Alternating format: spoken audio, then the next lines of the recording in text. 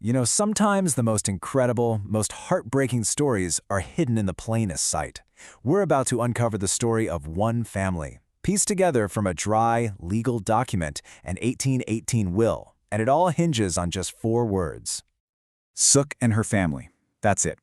These 4 words, from the will of an enslaver named Thomas Hanna, might sound simple, but this wasn't about recognizing a family.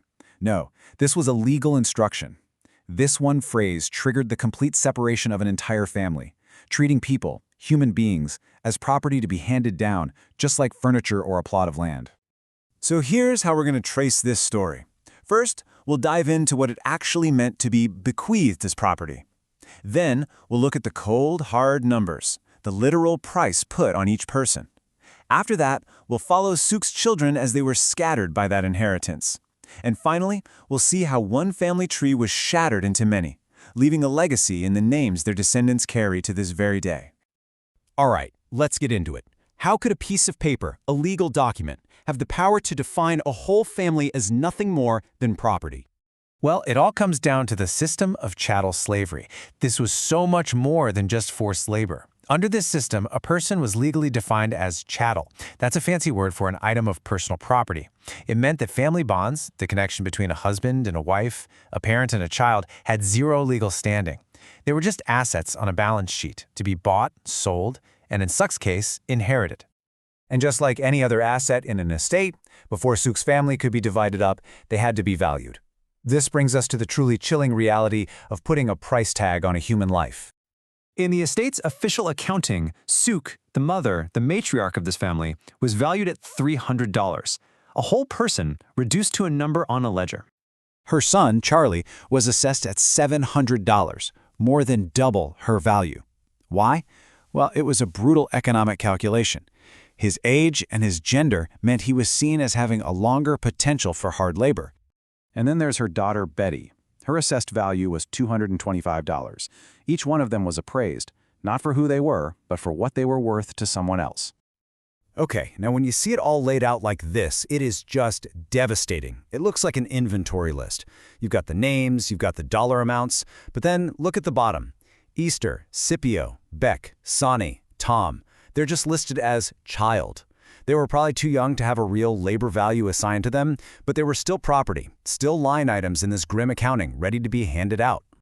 So once everyone had a price tag, the family was dismantled. Thomas Hanna's will dictated exactly which of his heirs would get which of Sook's children, scattering them and launching their lives onto completely different, separate tracks. Let's start with Sook's daughter, Betty. Her story really shows you how this process of separation and forced migration worked. So Betty, she was given to a branch of the family that had married into the Wiggum family. That one act of inheritance set off a chain reaction. It forced her to move from Georgia, then through Alabama, and finally landing in Mississippi. And here's the crucial part. Her new enslaver's name became her new identity. She and her children after her were forced to take the surname Wiggum. But what about her sister, Easter? Her fate was completely different because she was tied to a different heir. Easter was first loaned out, and then she was permanently given to another of Hanna's daughters, Nancy, who had married into the Allen family. Now, because the Allens stayed in Georgia, so did Easter. And what did that mean?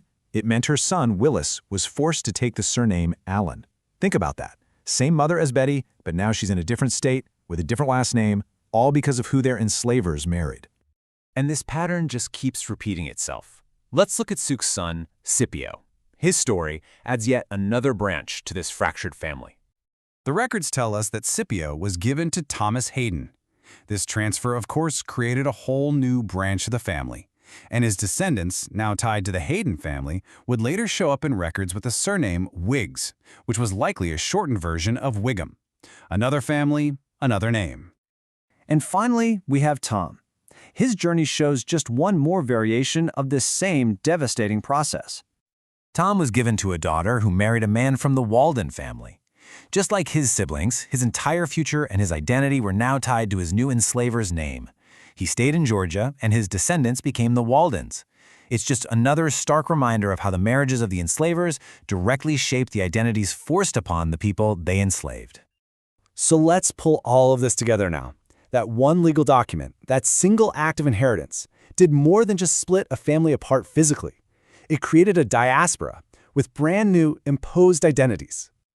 So, how did this actually work? Well, it was a shockingly simple, systematic process. Step 1. A person is given or loaned like property to an heir. Step 2. That heir's family name, whether by birth or marriage, gets attached to the enslaved person. And finally, Step 3. That person and their children are forced to adopt the enslaver's last name. It was a complete erasure of one identity in the creation of another. And this is the result. This table is the shattered family tree. From one woman, Sook, her children were scattered, and their descendants were forced to carry at least 4 different surnames: Wigham, Allen, Wiggs, and Walden. Every single one of those names represents a branch of a family tree that was violently broken off and grafted onto someone else's, all because of one man's will in 1818. So it really makes you think, doesn't it?